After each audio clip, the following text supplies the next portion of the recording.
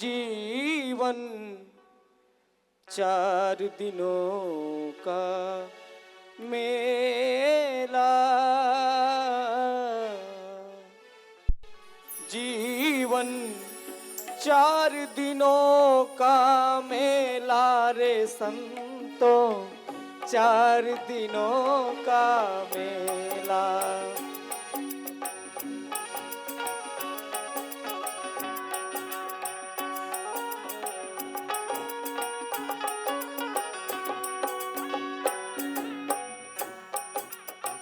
4 दिनों का मेला रे संतो, 4 दिनों का मेला, जीवन 4 दिनों का मेला, जीवन 4 दिनों का मेला रे पंचों, 4 दिनों का मेला।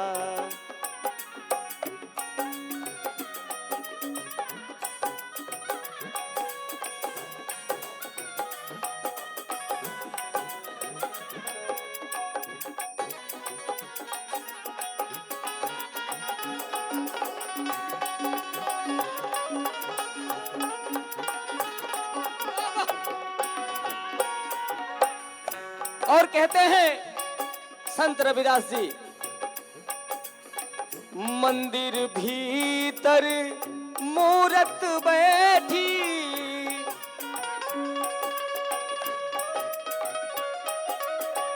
मंदिर भीतर मूरत बैठी, पूजत ब्राह्मण चेला रे संतो, 4 दिनों का मेला, जीवन 4 दिनों का मेला रे पंचों, 4 दिनों का मेला।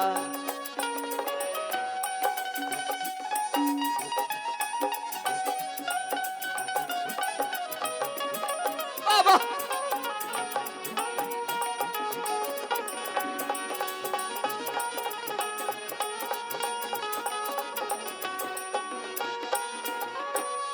और कहते हैं, पत्थर मूरत कुछ नहीं खाती,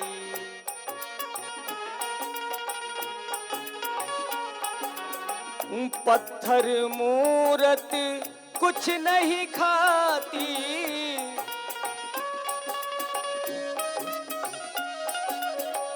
पत्थर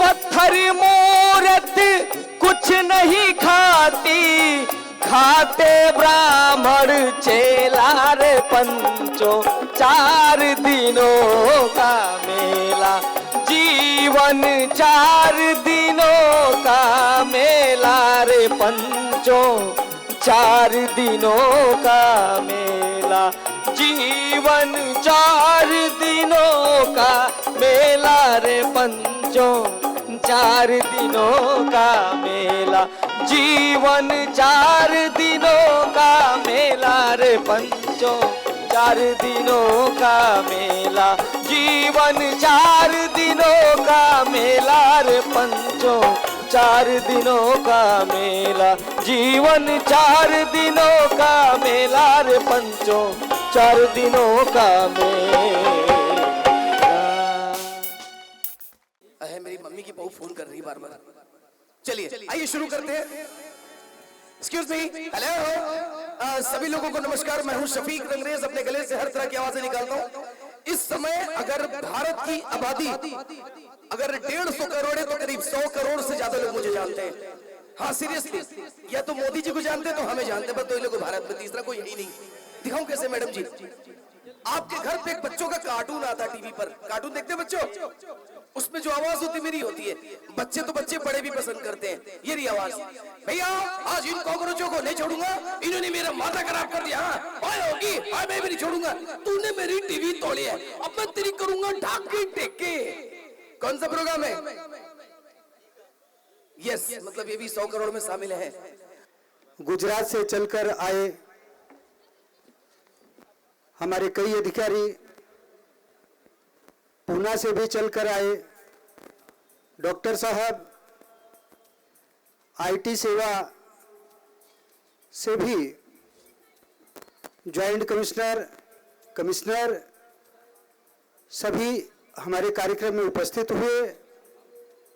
संत शिरोमणि गुरु रविदास जी की जयंती में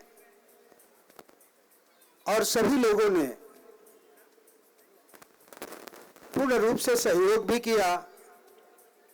इस कार्यक्रम को सफल बनाने के लिए बीएमसी के लोगों ने भी इस कार्यक्रम को सफल बनाने के लिए सभी लोगों ने सहयोग भी किया। कुछ साथी वसई से बस लेकर आए, नायगांव से बस लेकर आए हुए हैं, चांदीवली से संतोष सर, रामकरण जी बस लेकर आए।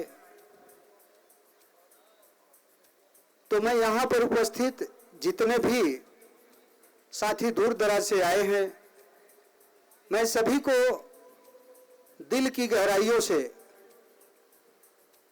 धन्यवाद करता हूँ कि आप लोगों ने जो कीमती समय निकालकर इस कार्यक्रम को सफल बनाने हेतु आप उपस्थित हुए।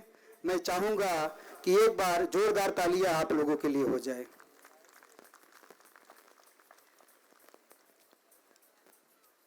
साथियों, आप लोगों की उपस्थिति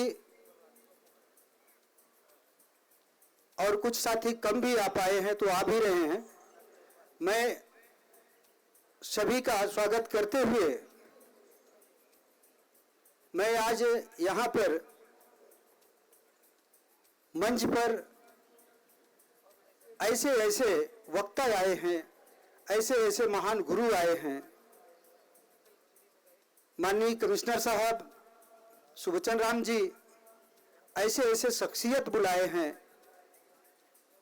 इस मंच पर, तो मुझे साथियों शांति बनाकर उन महापुरुषों की विचारधारा को वो बताएंगे और हमें सुनना है। महापुरुषों की विचारधारा को हमें आपको अनुसरण करना है। इसी के साथ मैं ज़्यादा न बोलते हुए मैं मान्यवरों को आप लोग सुनिए जो दूर दराज से आए हैं, हम आप तो मिलते रहेंगे। इसी के साथ मैं मान्यवरों को समय देते हुए अपनी वाणी को विराम देता हूँ। नमो बुद्धाय, जय भीम। आज इस पावन अवसर पे जगत गुरु संत रविदास महाराज की जन्म जयंती हम मना रहे हैं और इस अवसर पे पूरे मुंबई के इलाके से आप लोग इतने बड़ी संख्या में आए, इसलिए मैं आप सबका धन्यवाद देता हूं। और साथ ही में ये जो मंच पे पूरा वीआईपीज का, जो सेलिब्रिटीज का इतना बड़ा जमावड़ा हुआ है, इसके लिए खास तौर से मेरे आदरणीय, मेरे मेंटोर सुबचन राम सर जो प्रिंसिपल कमिश्नर रह चुके हैं इनकम टैक्स के, उनको बहुत बहुत धन्यवाद देता हूं कि उन्हीं की वजह से आज ये पूरी जो सेलिब्रिटीज की, मेरे ख्याल से 50 के ऊपर सेलिब्रिटीज आज इस जन्म जयंती पे आए हैं। उनका दिन रात का जो लगाव है, हर आदमी से लेके, छोटे आदमी से लेके बड़े आदमी तक, ऑफिसर से लेके सोशल वर्कर तक, पता चलता है कि कितनी गहरी सोच लेके आज पूरे समाज को वो साथ में लेके आए हैं। आज बहुत सारे महानुभावों का यहाँ पे सत्कार हुआ जिसमें मेरे एक दोस्त कृष्णमूर्ति दासरी, इनका उन्होंने सम्मान किया। इससे पता चलता है कि जो समाज में छोटे छोटे लोग पर्दे के पीछे रह के काम करते हैं, दिन रात बाबा साहब का मिशन आगे चलाते हैं, संत रविदास जी का मिशन आगे चलाते हैं, काशीराम जी का मिशन आगे चलाते हैं, ऐसे लोगों को चुन चुन के उन्होंने यहाँ पे मंच पे लाए और इन सेलिब्रिटीज के साथ उनके ऊपर गुलाब पुष्प की जो धाराई बहाई, उनको बहुत सम्मान किया। मुझे बहुत अच्छा लगा। सर, दुनिया में इतने सारे बड़े बड़े स्टेज पे गया हूँ, बट बहुत बार बड़े लोगों का ही सम्मान होता है, छोटे लोगों को या जो पर्दे के पीछे रहते हैं उन लोगों का कोई सम्मान नहीं करता। इसलिए एक बार जोरदार ताली लगाइए कि सुभाष चंद्र राम सर ने जो सोच से ये प्रोग्राम आज शुरुआत की है, उससे लगता है कि समाज के प्रति उनकी कटिबद्धता कितनी, उनकी कमिटमेंट जो है कितनी अच्छी है। हर साल हम लोग आते हैं, मेरे ख्याल से 10 या 12 साल होगा, हर साल मैं आता हूं, मुझे बहुत गर्व महसूस होता है। मैं ये मानता हूं कि जो समाज जिसको पानी पीने तक का अधिकार नहीं था, एक बेसिक ह्यूमन नीड है पूरी दुनिया में कि हम जानवर को भी पानी पीते हैं, जब वो प्यासा रहता है पानी पिलाते हैं, बट हम जैसे अस्पृश्य लोगों को, अनटचेबल लोगों को पानी पीने तक का अधिकार नहीं था। और महामानव डॉक्टर बाबा साहब आम्बेडकर एक ऐसे महामानव इस धरती पे आए और पूरी दुनिया में पहली बार एक ऐसा सत्याग्रह किया, महाड़ का सत्याग्रह, जो अभी परसों 20 तारीख को उन्होंने किया। पूरे दुनिया में एक ऐसा पहला सत्याग्रह है जो कि बेसिक ह्यूमन नीड, पानी के सत्याग्रह का उन्होंने शुरुआत किया और हमारी जिंदगी को एक बेसिक ह्यूमन नीड की जरूरत क्यों है ये पूरी दुनिया को दिखा दिया। और 9 महीने बाद ठीक उसी जगह पे उन्होंने मनुस्मृति को जलाया, एक जगह पानी का अधिकार दिया। तो ये पानी जो है वहां पे उसमें गोमूत्र डाल के शुद्ध किया गया। तो बाबा साहब ने सोचा कि पानी को तुम शुद्ध कर रहे हो, तो मैं अभी मनुस्मृति को आग लगाता हूं, तुम आग को कहां से शुद्ध करोगे।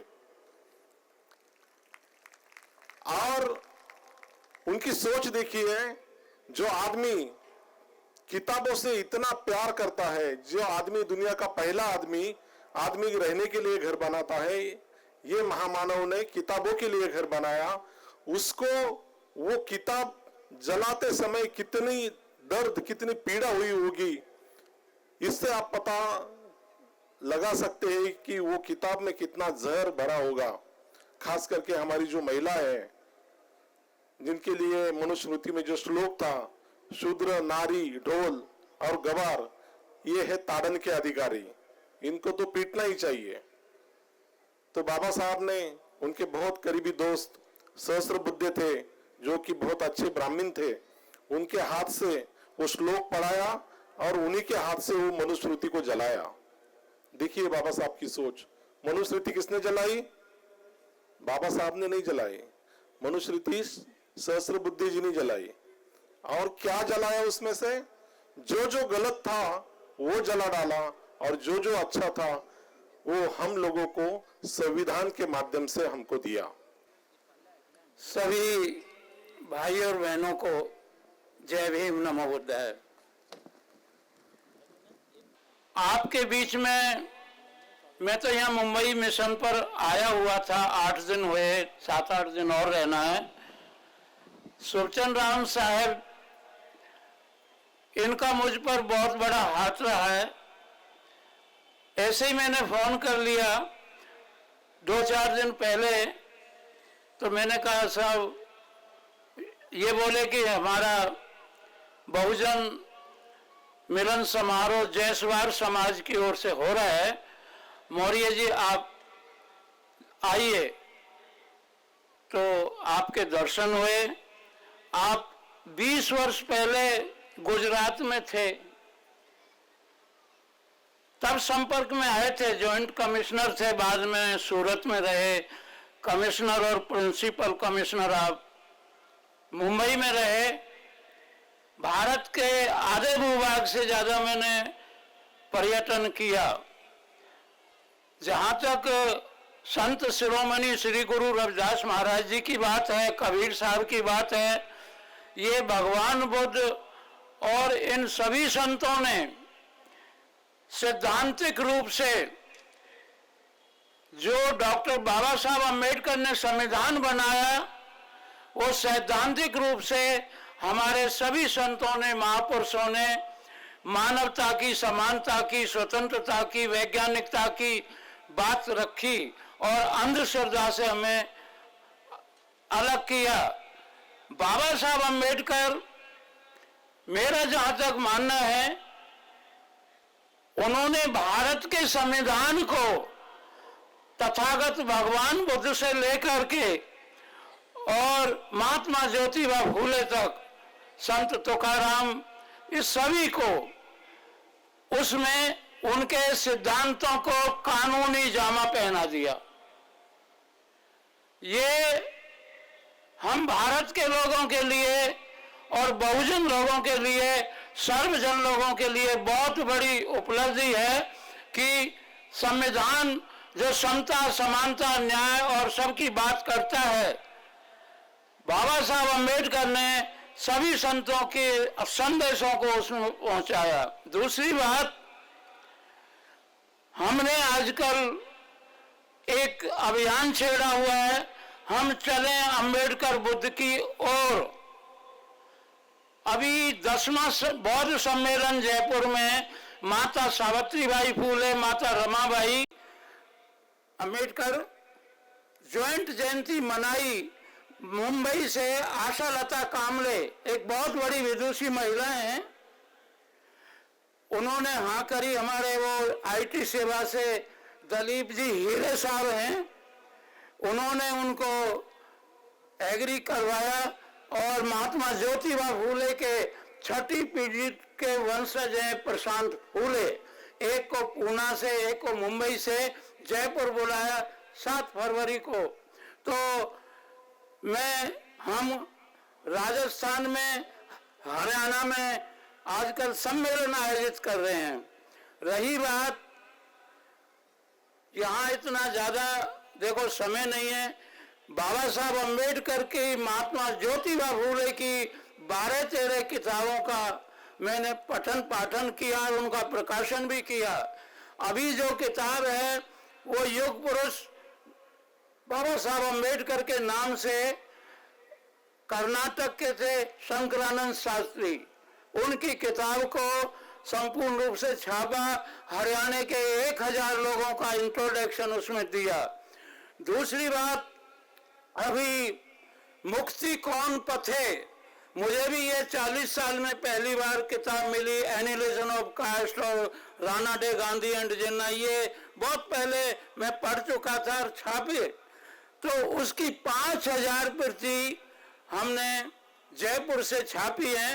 बाबा साहब अम्बेडकर ने उसमें धर्मांतरण क्यों जरूरी है और हमारी समस्याओं के कारण और हमारी समस्याओं के निवारण, सब कुछ उसमें दिया है। जयस्वार विकास महासंघ ट्रस्ट के राष्ट्रीय अध्यक्ष सरदार जयस्वार जी, प्रमुख मार्गदर्शक हमारे परम मित्र सुभाष चंद्र राम जी, श्यामलाल जयस्वार जी, राजकुमार जयस्वार जी, सभी का नाम नहीं लूँगा, लेकिन यहाँ जनबंधु ज्वाइंट कमिश्नर आईटी के जो है उनका नाम लेता हूँ, रामदास जी साबळे, जयवंत लोखंडे जी, भगवान गवई, सुरेखा ताई पाटिल, डॉक्टर विजय कदम, पूरण सिंह मौर्य और सब आदरणीय मंच। मुझे बड़ी खुशी हुई कि सुभाष चंद्र राम जी, रुतबा मेरे सर पे संविधान से मिला है, रुतबा मेरे सर पे संविधान से मिला है, ये सम्मान भी मुझे केवल संविधान से मिला है, औरों को तो मुकद्दर से मिला है, मुझे तो ये मुकद्दर भी केवल संविधान से मिला है।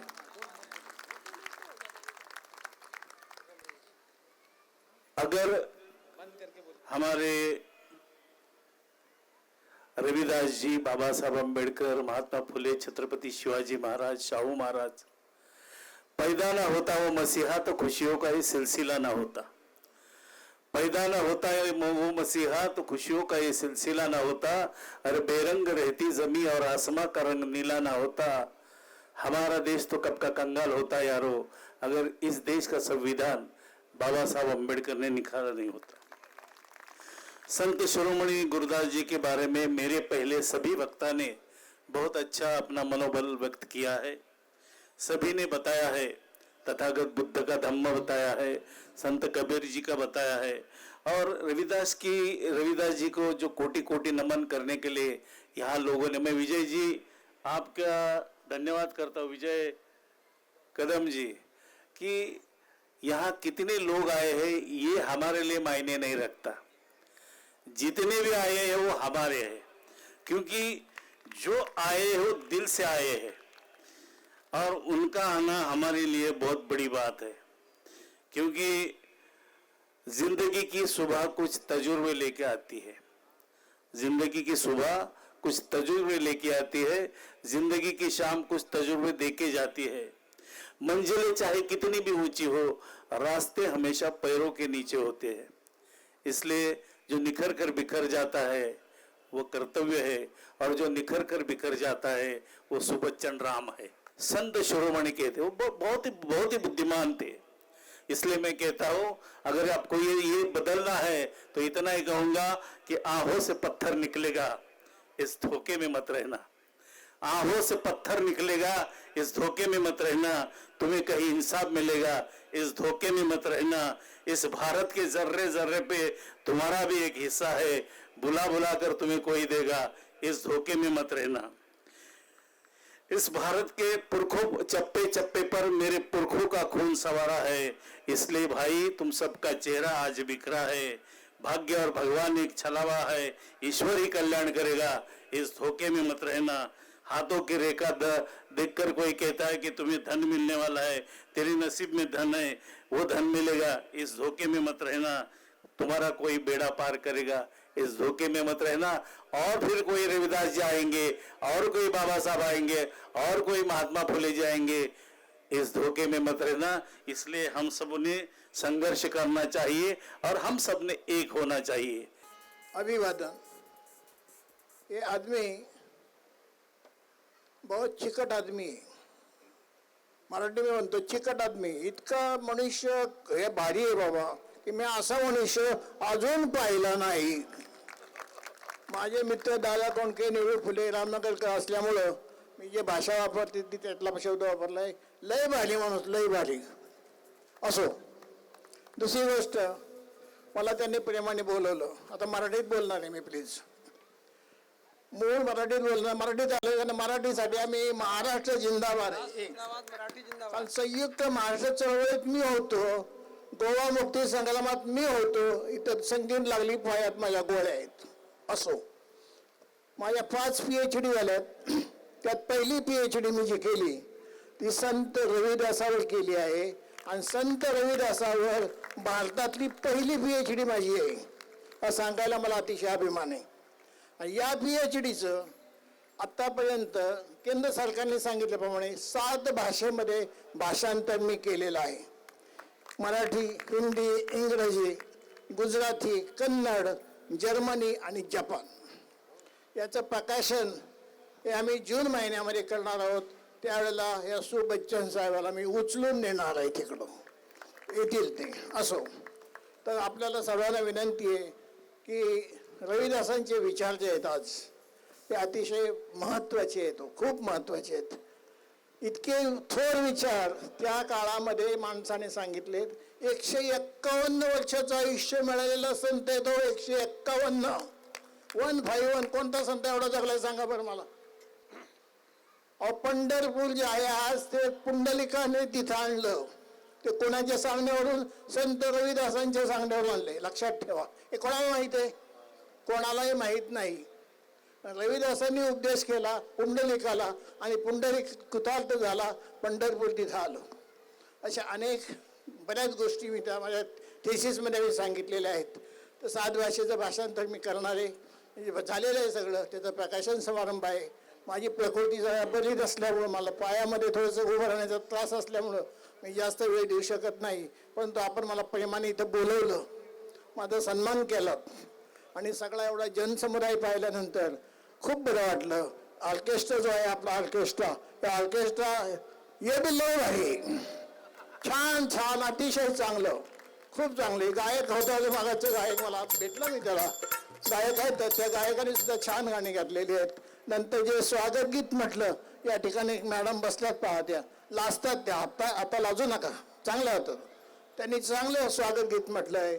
आणि जी मंडळी आहेत आपले सगळे टीमवर्क जे आहे, हे टीमवर्क सगळं जयस्वाल जे कुटुंब आहे जयस्वाल, त्यांना मानलं पाहिजे बा. खूप खूप कष्ट करताय तुम्ही. आणि इतकी सगळी माणसं, करम सरांनी सांगितलं, डॉक्टर करणांनी, जी माणसं मोजून त्यांनी मोजकी माणसं हेरली. मोजकी माणसं हेरण्यात सुद्धा डोकं लागतं, तसं डोकं या माणसाला आहे नक्कीच. पहा तुम्ही किती लोकांनी सगळं छान. आता हे राजस्थानमधले आलेले आपले महाराज, असं वाटेल कोणाला अमोलचे लेखक आहे वाटेल कोणाला, सांगा बरं. इतकं सुंदर माणसाचं लेखन आहे, पुस्तक चाललं मी त्यांचं. आपल्याला धन्यवाद, खरंच अतिशय चांगलं आहेत. आता मला दुसरी एक चांगली गोष्ट सांगायची. 30 एप्रिलला मुंबईत मी येणार आहे. मला दादासाहेब फाळके पुरस्कार जाहीर झालेला आहे. माझं पोस्टाचं तिकीट निघालेलं आहे, पोस्टाचं तिकीट मी काढलेलं आहे. माझं 2 डिलीट मला मिळालेले आहेत. आणि आजची जी मला ही एक प्रकारची डिलीट आहे, हे बच्चन साहेबांनी दिली, ही मी माझी डिलीट समजतो. धन्यवाद सर. आणि सर्वांना पुन्हा एकदा मला बोलवल्याबद्दल, माझे विचार ऐकून घेतल्याबद्दल मी सर्वांना धन्यवाद देतो. आणि जय रविदास. नमो बुद्धाय, जय भीम. आप तथागत गौतम बुद्ध, बाबा साहब अम्बेडकर, महात्मा फुले, संत रविदास जी को प्रणाम. और सभी साथी, मंच पर बैठे हुए सब अतिथिगण और ladies and gentleman, good evening. As a businessman मैं तो अभी ज़्यादा वक्त नहीं लूँगा क्योंकि अपने पास टाइम नहीं है, तो मैं बिजनेस के बारे में ही आपको बताऊंगा. हमने 1 साल से एक प्रण लिया है कि हमारा जो SC, ST, OBC और माइनॉरिटी कम्युनिटी है, उनको यूनाइट करके एक अच्छा मंच बनाया जाए. और वो ऑलरेडी बन गया है. हम लोग अभी तक 10 स्टेट में हर जगह में जाकर एक यूनाइट, हम अपने समाज को यूनाइट कैसे करें और उनको सोशल, इकोनॉमिकल, कल्चरल और पॉलिटिकल एम्पावरमेंट कैसा हो, इसके बारे में ये वर्किंग चालू है और उसके लिए अच्छा प्रतिसाद आ रहा है. तो इस माध्यम से हम एक बहुजनों की बैंक का एक प्रण लिया है और उसके लिए एक कंपनी जो Lord Buddha investment and finance limited company establish की है. उसमें 250 ऑलरेडी शेयर होल्डर ने ऑलमोस्ट 2.8 करोड़ की जमा राशि जमा की है. हम इस कंपनी को एक नॉन बैंकिंग फाइनेंस कॉरपोरेशन के माध्यम से ये अप्रैल के फर्स्ट क्वार्टर में इसका RBI में एप्लीकेशन कर रहे हैं. NBFC का कार्य ये होता है कि इसको कहते हैं नॉन बैंकिंग फाइनेंस कॉरपोरेशन. जो हमारे जो बहुजन है, उन्हें बिजनेस, उनके पास टैलेंट है, जो आजकल के बच्चे हैं, अच्छे डॉक्टर्स है, इंजीनियर्स है, साइंटिस्ट है, पर उनके लिए एक अच्छा जो फाइनेंशियल जो गेटवे है वो उपलब्ध नहीं है. गवर्नमेंट की बहुत स्कीम्स है, परंतु हमारा जो समाज है, बहुजन समाज है, उनके लिए इजीली वो दरवाजे खुले नहीं होते हैं. एक प्राइवेट बैंकिंग हमारी बहुजनों की होनी चाहिए. जो आज एक भी बैंक हमारी नहीं है, बाकी सारस्वत की है, बाकी सब मराठों की है, बाकी सब समाज की है, परंतु हम लोग 90% लोग हैं, परंतु हम अपनी बैंक अभी तक नहीं खोल सके. ये दुर्भाग्य की बात है. इसलिए हम लोग ने ये इनिशिएटिव लिया है कि हम ये 1 साल के अंदर ये NBFC का स्टार्टअप करेंगे और विद इन 3 to 5 ईयर्स में खुद की अपनी प्राइवेट बैंक, जैसे कि कोटक है, एक्सिस बैंक है, ICICI बैंक है, ऐसी बैंक हम बनाएंगे और 90% हमारे जो बहुजन है उस 90% में से हम 10% भी हमारे बैंक में वो इन्वेस्ट करें तो हमारा बहुजनों का जो सोशल जो इकोनॉमिकल और इकोनॉमिकल जो उत्थान होगा बहुत बड़ा होगा। तो उसके लिए हम लोग ने पूरी बिजनेस प्लानिंग की है, प्रॉपर बजट तैयार किया है और हम लोग ने उसका लॉन्च भी किया है 12 जनवरी को बॉम्बे में। माननीय सुबचन राम जायसवाल।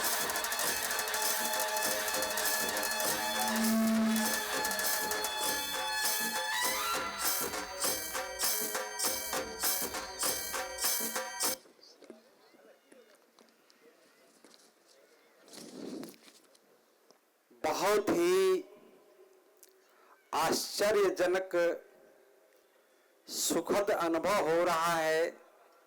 यह अप्रत्याशित था, मुझे पता नहीं था। लोगोस यूनिवर्सिटी इंटरनेशनल ने मुझे पीएचडी दिया, लेकिन आज डॉक्टर प्रदीप जगताप जी ने अचानक एक खुशखबरी सुनाई और उन्होंने इंडिया वाइब्रेंट का बहुत चुनिंदे लोगों को जो पुरस्कार मिला है उसमें मेरा नाम चयनित हुआ और वो पुरस्कार घोषित हुआ और उसकी घोषणा डॉक्टर प्रदीप जगताप जी ने यहाँ किया। तो ये जो सम्मान है और ये जो पीएचडी है, मैं जायसवाल विकास महासंघ और अन्य जितने भी संगठनों के लोग आए हैं उनको समर्पित करता हूँ। मैं ये पुरस्कार, ये सम्मान मंच पर विराजमान हमारे सारे के सारे दोस्त हैं, ये हमारे दोस्त हैं, भुजम फ्रेंड्स जिसे कहते हैं, मैं उनको भी ये पुरस्कार समर्पित कर रहा हूं। अच्छा, ये उतार दूं कि पढ़ने रहूं? डॉक्टर प्रदीप, अच्छा लग रहा है। समय कम है मुझे पता है, लेकिन दो चार मौलिक बातें हो जाएं, क्योंकि जो है कई बार ये शिकायत होती है कि इतने बड़े बड़े कार्यक्रम होते हैं, इतने सारे लोग आते हैं, एक से एक वीआईपीज आते हैं, कोई सुंदर मैसेज, कोई सुंदर संदेश नहीं मिलता है। ये शिकायतें कभी कभी कार्यक्रमों से होती हैं। साथियों, आज संत शिरोमणि गुरु रविदास जी की जन्म जयंती नहीं है, नॉर्मली 12 फरवरी को मनाया जाता है, लेकिन किन्हीं कारणवश इसको पोस्टपोन करके आज रखा गया।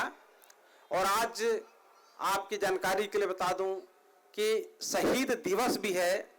आज ही के दिन 23 मार्च 1931 को 3 महापुरुष सरदार भगत सिंह जी, सुखदेव जी और राजगुरु को फांसी हुई थी। तो उनके सम्मान में भी, जो हम ताली तो नहीं बोलेंगे बजाइए, लेकिन उनके सम्मान में मन में एक विराट भाव रखना है कि जैसे महापुरुषों ने जो त्याग किया है, उनके साथ साथ बहुजनों के महापुरुष माता दिन भंगी से लेकर झलकारी बाई से लेकर रामदीन चमार से लेकर तमाम जितने भी महापुरुष जो है भारत की स्वतंत्रता के लिए जो है जो संघर्ष किया है, उनको भी शहीद दिवस के अवसर पर हम सभी लोग याद करें। और याद करने का एक ही तरीका हो सकता है कि बस एक तरह से 1 सेकंड के लिए हाथ जोड़ लें कि उनके सम्मान में हम लोगों ने हाथ जोड़ा या सैल्यूट मार लिया। ठीक है। दूसरी बात जो महत्वपूर्ण बात है, संत रविदास को पूरे भारत में भक्त रविदास बना दिया गया। इसका दुष्परिणाम यह हुआ कि संत रविदास की हमारे लोगों ने ही हत्या कर दी। कि संत रविदास जिसमें क्रांतिदर्शी चेतना थी, जो मध्य युग में आजादी की प्रथम लड़ाई लड़ने वाले महायोद्धा हुआ करते थे, जिन्होंने यहाँ के अंधविश्वास पाखंड को समाप्त करने के लिए बीड़ा उठाए हुए बनारस की जमीन पर और पहली बार घोषणा किया था हमें और आपको आजाद करने के लिए कि पराधीन को दीन क्या जान ले हुरे मित। ये संत रविदास की वाणी है कि पराधीन को दीन क्या जान ले हुरे मीत। और कहते हैं रविदास दास पराधीन को कोई न करी है प्रीति, कि जो पराधीन होता है वो दास होता है और दास का कोई मित्र नहीं होता है, दास को कोई सम्मान नहीं मिलता है, दास का कोई दीन धर्म नहीं होता है। उस समय बाबा, उस समय महापुरुष, उस समय हमारे सदगुरु रविदास ने जय घोष की थी कि आप आजादी की लड़ाई लड़ो, आप अपनी स्वतंत्रता की लड़ाई लड़ो, आप इन अंधविश्वास और पाखंड से मुक्त हो जाओ, आप जातिवाद से मुक्त हो जाओ, और जिन शास्त्रों ने आपको अछूत या छोटा बनाया है उन शास्त्रों की विराटता को या शास्त्रों को समाप्त कर दो या उससे अस्वीकार कर दो। तब बाबा साहब संत गुरु रविदास ने कहा था कि मन चंगा तो कठौती में गंगा। इसका मतलब ये हुआ कि तुम्हारा यदि मन साफ है, तुम सात्विक हो, तुम्हारे आचरण की पवित्रता है, तो ये इधर कठौती में रखा हुआ पानी जो चमड़े का पानी है वो, और उधर गंगा का लाया हुआ पानी, दोनों में कोई अंतर नहीं है। यदि मन तुम्हारा गंदा है, मन से अपवित्र हो, तुम्हारी वाणी अपवित्र है, तुम्हारा व्यवहार अपवित्र है, तुम्हारी संस्कृति अपवित्र है, तुम व्यवहारिक तौर पर जो सात्विक नहीं हो, तुम्हारे में कोई विराटता नहीं है, तुम्हारे में सदाचार नहीं है, तुम्हारे में नैतिकता नहीं है, तो ये गंगा का पानी भी कुछ नहीं कर पाएगा, न तुम्हारा पाप धो पाएगा, न तुम्हें आचरण की सभ्यता सिखा पाएगा, न तुम में नैतिकता ला पाएगा। इसलिए कहते हैं कि तुम्हारे मन में जो पवित्रता हो, जो सात्विकता हो, तुम्हारे आचरण में आ जाए, तो कटौती का पानी और गंगा के पानी में कोई अंतर नहीं है। इतनी बड़ी बात मध्य युग में बनारस में जय घोष करने वाला कोई महापुरुष भारत की सरजमीन पर उस समय पैदा नहीं हुआ था।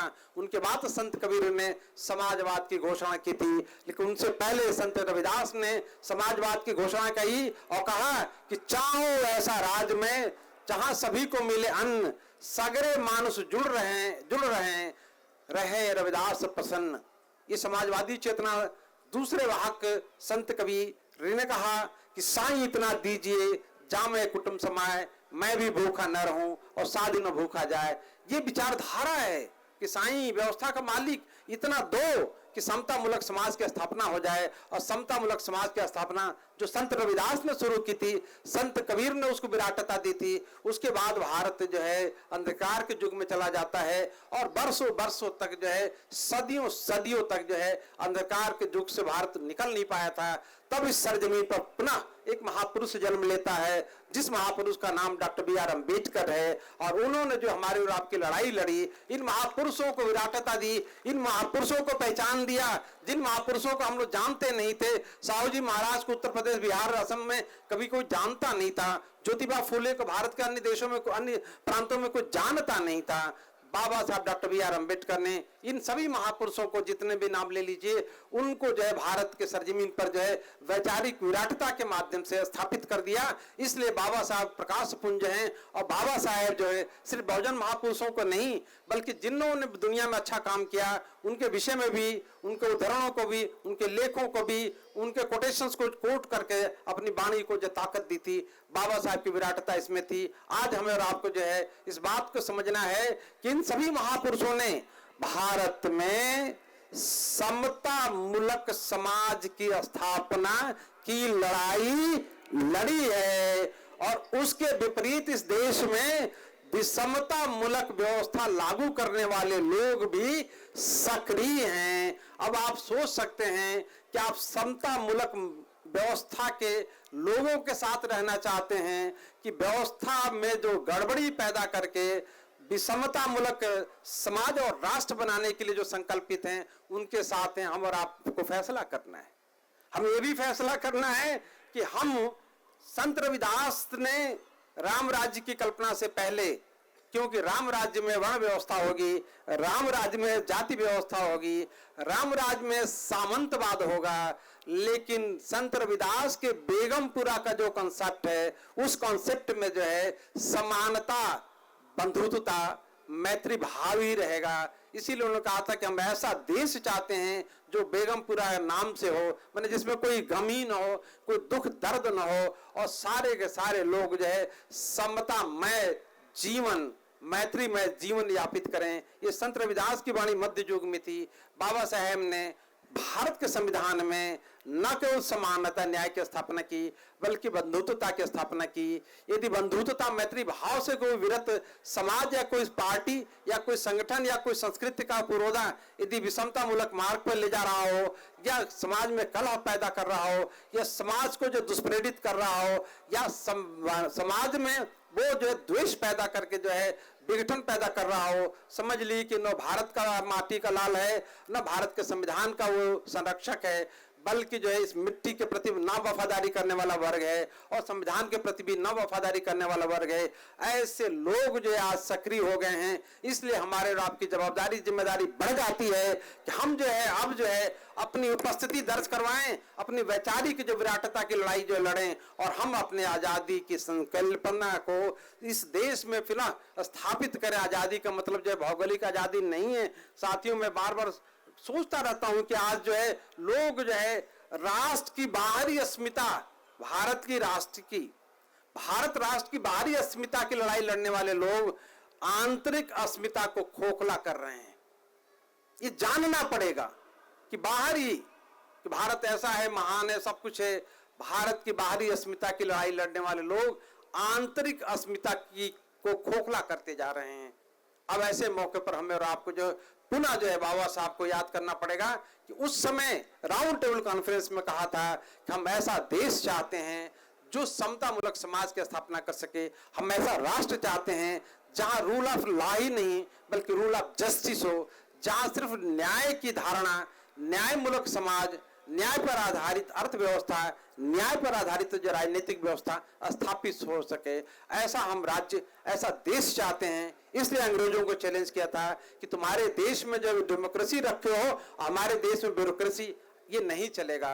बाबा साहब की इस विराटता को, इस वैचारिक जो परिभूमि को जो है अंग्रेजों ने समझ लिया और 1931 के बाद ही जो उन्होंने निश्चय किया कि भारत को आजाद कर देना है। मैं आप सभी लोगों को अंत में, क्योंकि समय कम है, इसलिए मैं जल्दी कुछ संदर्भ देके आपको बात समाप्त करना चाहूंगा, क्योंकि 10 बजे की समय सीमा है और 2-4 और भी कार्यक्रम बाकी हैं। मैं अंत में आप सभी लोगों को ये आगाह करना चाहता हूं कि भारत आज की डेट में चाहे जितना भी संपन्न और चाहे जितना भी विकसित होने का ढिढोरा पीटा जा सके, लेकिन आज 60 से 70% लोग भुखमरी, गरीबी, बेरोजगारी के शिकार होते जा रहे हैं। और देश में आज एक ऐसी आर्थिक व्यवस्था स्थापित की जा रही है जो क्रोनिक कैपिटलिज्म, पूंजीवाद को स्थापित कर रही है। जब पूंजीवाद स्थापित होते जाएगा तो समाजवाद समाप्त हो जाएगा, समता मूलक समाज की अवधारणा समाप्त हो जाएगी, गरीबी और अमीरी की खाई बहुत बढ़ती जाएगी। इसलिए भी हमें चिंता और चिंतन की जरूरत है। और माननीय कांसी राम जी ने सिखाया था कि चिंता ग्रसित समाज को चिंतन मूलक बनाने वाले बाबा साहेब के विचारों को स्थापित करने के लिए हमें अब चित्कार करने की जरूरत है, क्रांति करने की जरूरत है। क्रांति का मतलब मारपीट झगड़ा नहीं होता है, बौद्धिक रूप से क्रांति करने की जरूरत है। इसीलिए बाबा साहब के विचारों को व्यक्त करते समय हम हमेशा कहा करते हैं कि न तीर से न तलवार से हम लोग पुनः जंग जीतेंगे तो बाबा साहेब के विचार से। बोलो जय भीम, बोलो जय भीम। मैं आप अंत में मैं अपनी वाणी समाप्त कर रहा हूं, क्योंकि मुझे पता है घंटों बोलने के बाद मैसेज यही जाना है कि हम इस समय जगेंगे नहीं तो जगाएंगे भी नहीं। जो जगेगा नहीं वो जगाएगा नहीं, फिर अपने कौम को गुलाम बनाने में वो कसर नहीं छोड़ पाएगा। और जो सीखेगा वही जंग जीतेगा। जिस दिन से हमारे पुरखों को सीखना बंद हुआ उस दिन से उनका जीतना बंद हुआ। सीखने का मतलब ये होता है कि महापुरुषों की विचारधारा को हम अपने जीवन में स्थापित करें और उसके लिए संघर्ष करें, उसके लिए आगे बढ़ें। ये हमारा संदेश है। आज जो है स्वार विकास महासंघ द्वारा ये जो कार्यक्रम आयोजित हुआ, इसमें बहुत अच्छी संख्या में लोग आए हैं। लोग ये मत सोचे कुर्सियां खाली हैं, कुर्सियां इसलिए खाली हैं कि कुर्सियों के प्रति लापरवाह समाज यहाँ बैठा हुआ है। जिन दिन कुर्सियों के प्रति जागरूक समाज हो जाएगा, कोई कुर्सी खाली नहीं रहेगी, न विधानसभा की न पार्लियामेंट की। बाबा साहेब ने अपनी किताब में इनहेलेशन ऑफ कास्ट, जाति पाति तोड़क मंडल को जो लिखा था किताब, उसमें लिखा है कि उदासीनता हमारे समाज की सबसे पीड़ित करने वाली बीमारी है। उदासीनता हमारे समाज की सबसे पीड़ित करने वाली बीमारी है। जो समाज उदासीन रहेगा वो शासित रहेगा और जो समाज सक्रिय रहेगा वो शासक रहेगा। अब देख लीजिए कि हम लोग जो है शासक की जमात के हैं कि शासित के जमात के लोग हैं। सोच लीजिए, जहां 2000 लोगों को बुलाए तो 500 लोग आते हैं, तो 15 लोग जो है 1500 लोग जो है क्यों नहीं लापरवाही के शिकार हैं? क्यों लापरवाही के शिकार हैं? क्यों गैर जिम्मेदारी के शिकार हैं? क्यों सोचते हैं कि कार्यक्रम में नहीं जाएंगे, घर पे ही बैठे रहेंगे? क्यों ऐसा सोच रहे हैं कि हमें अपनी सक्रिय भूमिका नहीं निभानी है? क्यों नहीं सोच रहे कि कार्यक्रम चाहे किसी का भी हो, किसी भी संगठन का हो, यदि महापुरुषों का वहां चित्र लग गया है तो तुम्हारा हक बनता है कि मंच भी ले लो, कुर्सियां भी ले लो, उस कार्यक्रम को भी ले लो, कार्यक्रम अपनी भी दखलंदाजी बनाओ, क्योंकि तुम्हारे महापुरुषों का, तुम्हारे पुरखों का चित्र लगा हुआ है। जहां तुम्हारे महापुरुषों का चित्र लग जाए वहां अपनी उपस्थिति दर्ज करा दो, वहां अपना जो है शासक बनने की प्रवृत्ति पैदा करके दिखा दो कि हमें जो है तुम इग्नोर करके कोई कार्यक्रम नहीं कर पाओगे, हमें इग्नोर करके शासन नहीं चला सकते, हमें इग्नोर करके संविधान की भाषा नहीं बोल सकते, क्योंकि इन तीनों जगह पर बाबा साहब डॉक्टर अम्बेडकर ने हमारी अस्मिता स्थापित की है। इस अस्मिता की लड़ाई के लिए जो है हमें और आपको, अपने परिवार को, अपनी बहनों को, अपने बच्चों को जो है जागरूक और उन्हें जागृति से भरपूर करना पड़ेगा। इन्हीं शब्दों के साथ जो है मैं जयसवाल विकास महासंघ के संकल्पना पर 1 मिनट बता दूं कि जितने भी यहाँ छोटे या बड़े संघ थे, सभी संघों को मिला के महासंघ बनाया गया है।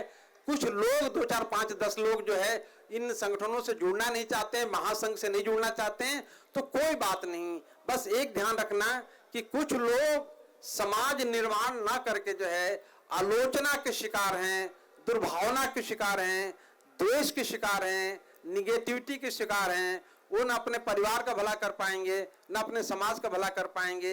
ऐसे चंदाखोर जो पैदा हो गए समाज में, वो समाज का सबसे अधिक नुकसान कर रहे हैं। ये हमारा जो है जयसवाल विकास महासंघ चंदाखोर नहीं है।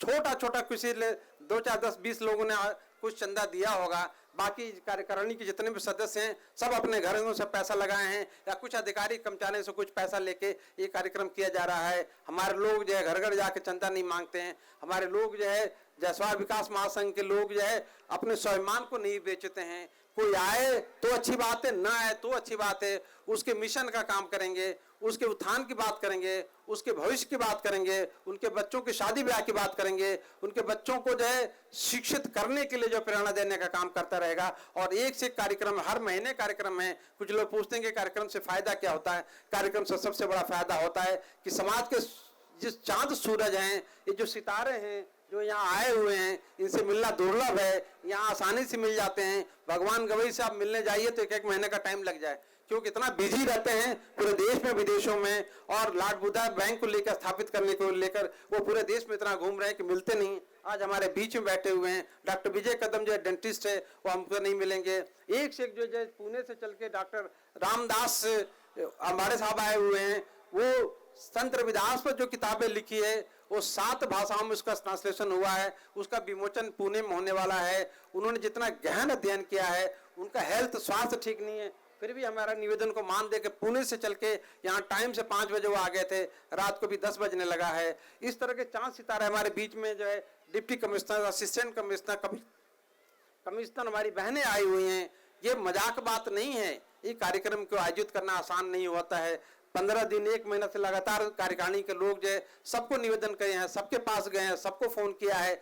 जो आए तो ठीक, नहीं आया तो ठीक है। इस समाज में जो है यहाँ की भाषा में कहा जाता है कि कुछ ऐसे अभागे भी होते हैं जिनके दरवाजे से सफलता जो है खटखटा कर भी चली जाती है, वो उसका स्वागत नहीं कर पाते हैं। ऐसे अभागे देश में, ऐसे अभागे समाज में भी आप अलख जगाते हैं, जागृति पैदा करते हैं। ये बड़े कलेजे की बात होती है, ये बड़ा दिल की बात होती है।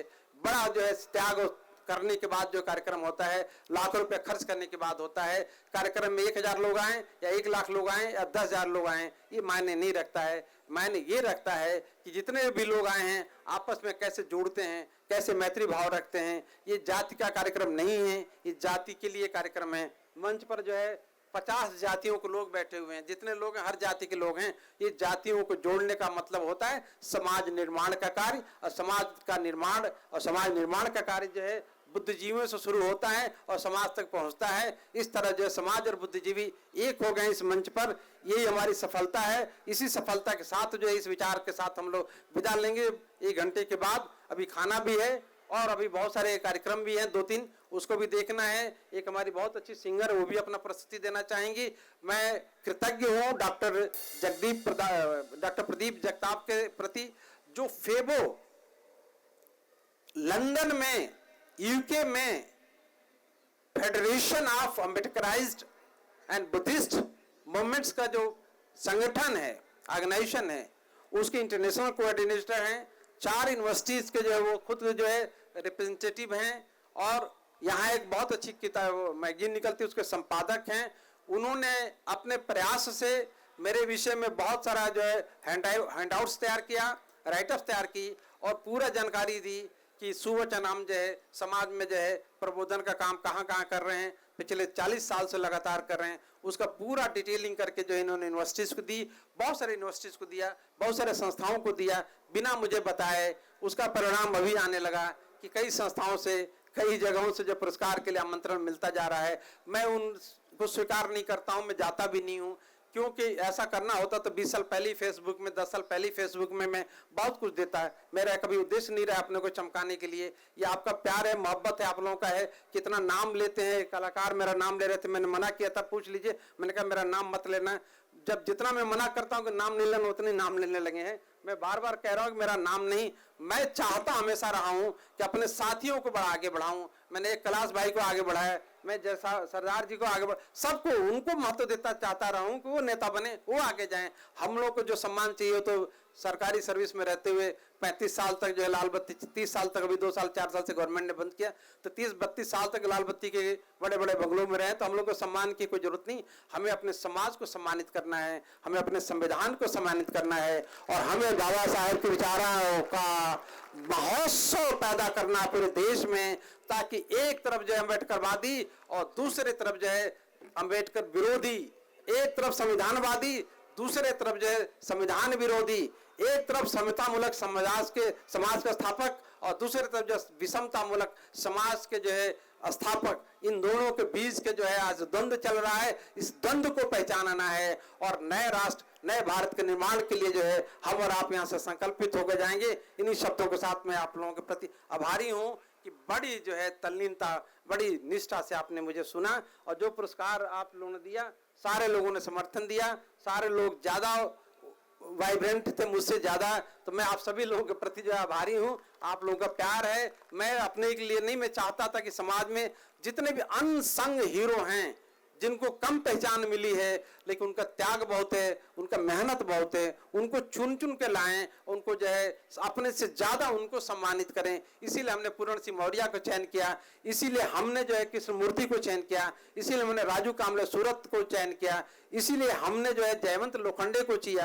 ये 4 महापुरुष जो आपके बीच में दिखाई दे रहे हैं, ये कितना अच्छा काम करते हैं मुझे पता है। ये समाज को जोड़ने का काम करते हैं, लोगों को जोड़ने का काम करते हैं, अधिकारियों को जा जाके बताते हैं कि पे बैक टू सोसाइटी तुम्हारी जिम्मेदारी है। ये चारों का सत्कार हुआ है, ये आपका सत्कार हुआ है, उनका सत्कार हुआ है, और जो समाज के लिए निष्ठावान लोग हैं उन सबका सम्मान है। इन्हीं शब्दों के साथ जो है मैं आप लोगों के प्रति आभारी हूँ।